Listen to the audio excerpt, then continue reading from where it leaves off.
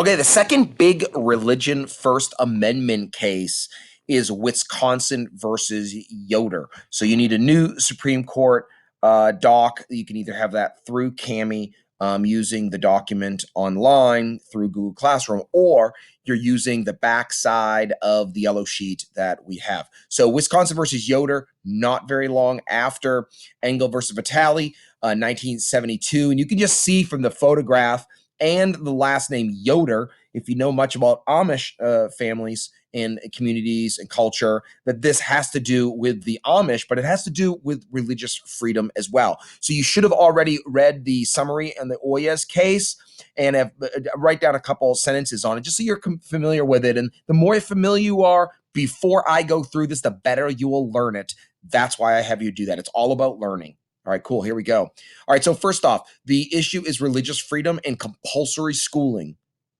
Religious freedom and compulsory schooling. Remember, compulsory schooling means you're forced to go. You are forced to go to school until you are 18 in the state of Virginia, unless there's a very specific reason and court will let you out of it at 16. But for the most part, you must go to school. And Wisconsin had the same exact rule that you had to go to school until you were 16. That's called compulsory schooling. But what happens when compulsory schooling interferes with religious freedom? That's the question. All right, key clause and amendment. First Amendment once again, but instead of the Establishment Clause, like we just dealt with in Engel versus Vitale, now we're dealing with the Free Exercise of Religion Clause, the Free Exercise Clause.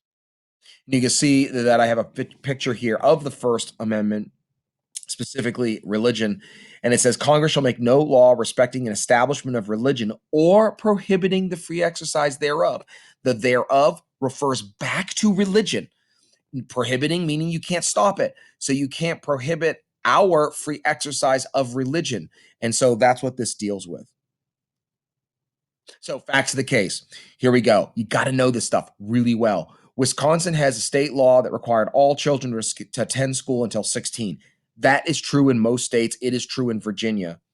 So Wisconsin has a law that requires all children to attend school until 16. That's called compulsory rule. That's compulsory schooling.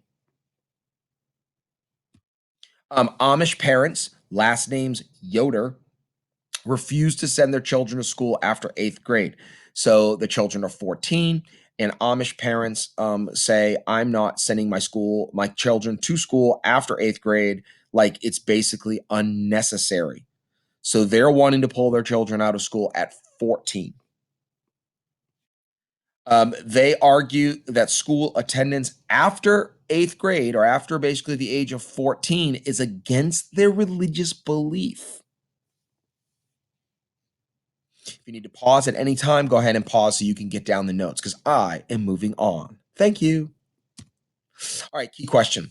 Does Wisconsin's compulsory education law violate the First Amendment's right to freedom of religion?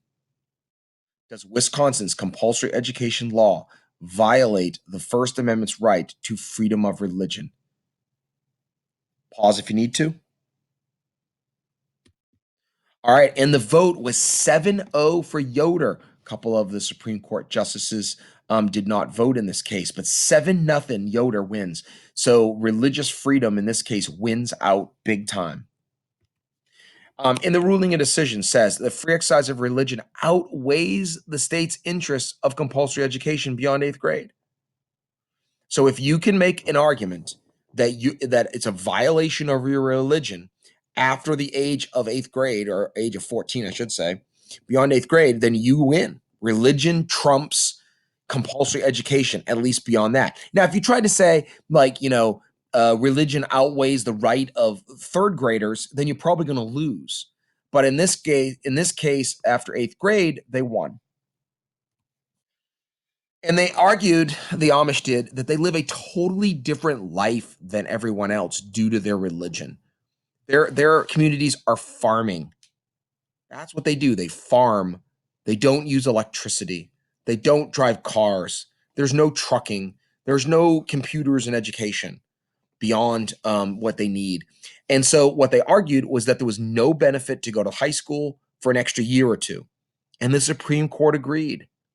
The Supreme Court said, yeah, that makes sense. If you're going to be an Amish person, going to high school and learning the things in high school doesn't really matter. And of course, there was no dissent. Sorry.